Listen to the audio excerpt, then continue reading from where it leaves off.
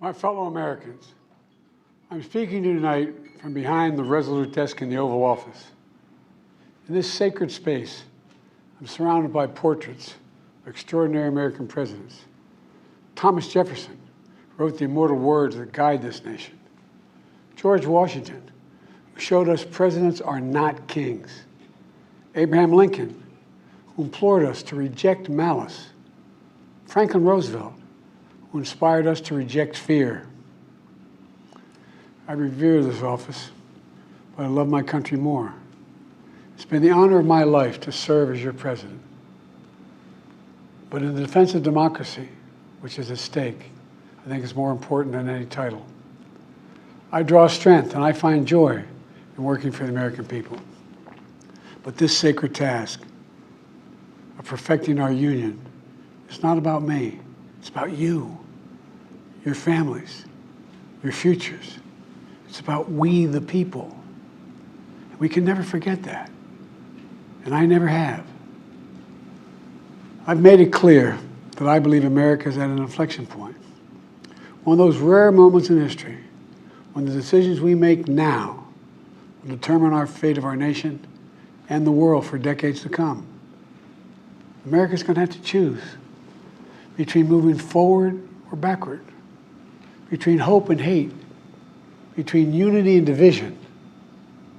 We have to decide, do we still believe in honesty, decency, respect, freedom, justice, and democracy? In this moment, we can see those we disagree with not as enemies, but as fellow Americans. Can we do that?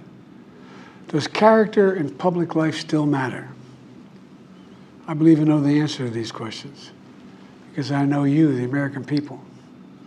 And I know this, we are a great nation because we are good people. When you elected me to this office, I promised to always level with you, to tell you the truth.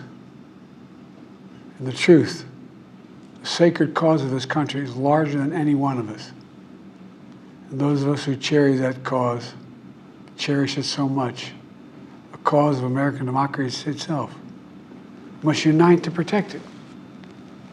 You know, in recent weeks, it's become clear to me that I need to unite my party in this critical endeavor.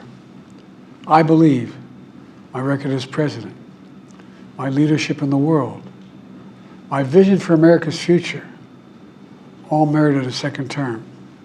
But nothing can come in the way of saving our democracy. That includes personal ambition. So I've decided the best way forward is to pass the torch to a new generation. That's the best way to unite our nation.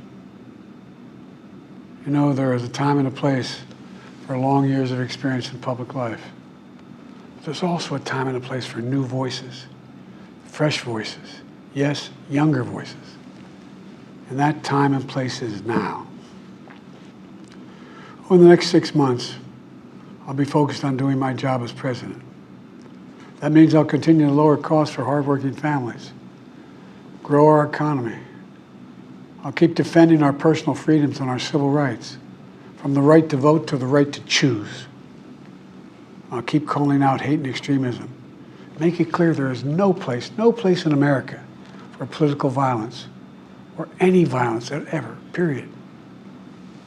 I'm going to keep speaking out to protect our kids from gun violence, our planet from climate crisis that is the existential threat. And I will keep fighting for my cancer moonshot so we can end cancer as we know it because we can do it. And I'm going to call for Supreme Court reform because this is critical to our democracy, Supreme Court reform. You know, I will keep working to ensure America remains strong and secure and the leader of the free world. I'm the first president in this century to report to the American people that the United States is not at war anywhere in the world. We'll keep rallying a coalition of proud nations to stop Putin from taking over Ukraine and doing more damage. We'll keep NATO stronger, and I'll make it more powerful and more united than any time in all of our history. I'll keep doing the same for our allies in the Pacific. You know, when I came to office, the conventional wisdom was that China would inevitably surpass the United States.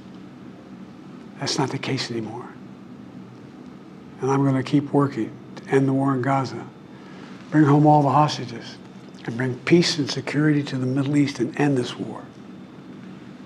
We're also working around the clock to bring home Americans being unjustly detained all around the world. You know, we've come so far since my inauguration. On that day, I told you, as I stood in that winter, we stood in a winter of peril and a winter of possibilities. Peril and possibilities. We were in the grip of the worst pandemic in a century. The worst economic crisis since the Great Depression. The worst attack on our democracy since the Civil War. But we came together as Americans, and we got through it. We emerged stronger, more prosperous, and more secure. Today we have the strongest economy in the world, creating nearly 16 million new jobs, a record. Wages are up. Inflation continues to come down. The racial wealth gap is the lowest it's been in 20 years. We're literally rebuilding our entire nation, urban, suburban, rural, and tribal communities. Manufacturing has come back to America. We're leading the world again in chips and science and innovation. We finally beat Big Pharma after all these years to lower the cost of prescription drugs for seniors. And I'm going to keep fighting to make sure we lower the cost for everyone, not just seniors. More people have health care today in America than ever before. And I signed one of the most significant laws helping millions of veterans and their families who were exposed to toxic materials. You know, the most significant climate law ever in the history of the world. The first major gun safety law in 30 years. And today, the violent crime rate is at a 50-year low. We're also securing our border. Border crossings are lower today than when the previous administration left office. I've kept my commitment to appoint the first black woman to the Supreme Court of the United States of America. I also kept my commitment to have an administration that looks like America and be a president for all Americans. That's what I've done. I ran for president 4 years ago because I believed and still do that the soul of America was at stake.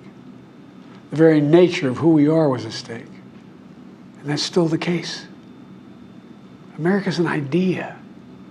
An idea stronger than any army, bigger than any ocean, more powerful than any dictator or tyrant. It's the most powerful idea in the history of the world. That idea is that we hold these truths to be self-evident.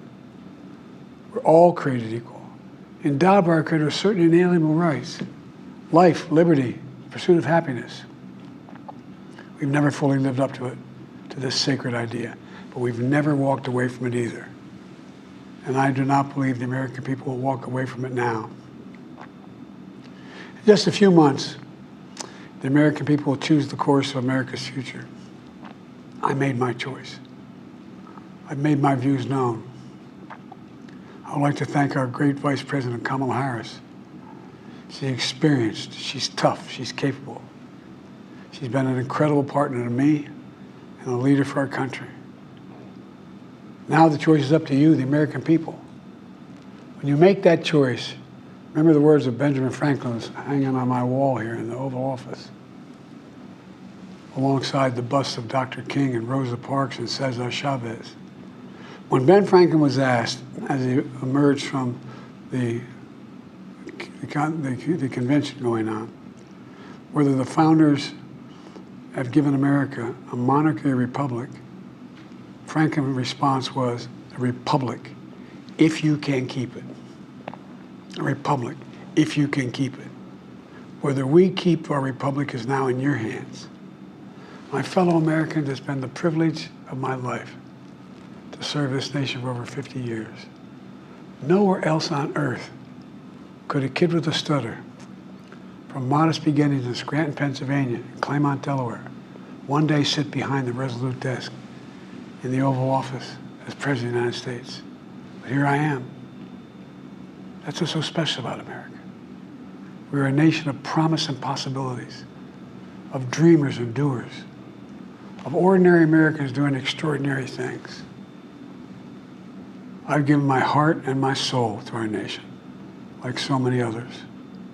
I've been blessed a million times in return with the love and support of the American people. I hope you have some idea how grateful I am to all of you. The great thing about America is here, kings and dictators do not rule, the people do. History is in your hands. The power is in your hands. The idea of America lies in your hands. We just have to keep faith, keep the faith, and remember who we are. We're the United States of America, and there's simply nothing beyond our capacity when we do it together. So let's act together, preserve our democracy. God bless you all, and may God protect our troops. Thank you.